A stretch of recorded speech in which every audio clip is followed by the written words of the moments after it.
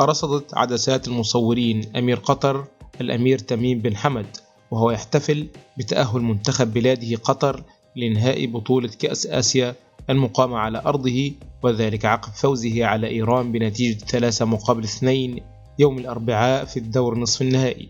وظهر أمير قطر في منصة ملعب الثمامة بالدوحة الذي احتضن المباراة وهو يبتسم ويصفق بحرارة فرحا بفوز وتأهل قطر للنهائي، قبل أن يحتضن أحد الأشخاص الذي كان بجواره لمشاركته الفرحة. وتلتقي قطر في المباراة النهائية مع الأردن الذي حقق المفاجأة بفوزه على كوريا الجنوبية 2-0 أمس الثلاثاء، وهي المرة الثالثة التي تكون فيها المباراة النهائية عربية خالصة بعد نسختي عام 1996 بين السعودية والإمارات و2007 بين العراق والسعودية.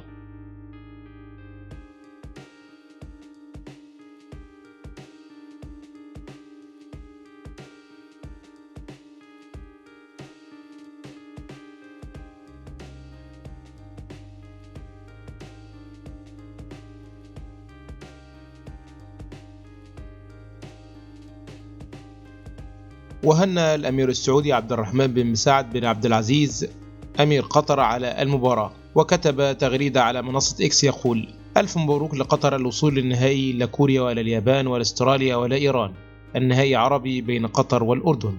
فيما علق عبد الله البندر قائلا: كأس آسيا عربيا، ألف مبروك تأهل قطر إلى نهائي كأس آسيا، مرفقا صورة بين الأمير محمد بن سلمان وأمير قطر الأمير تميم.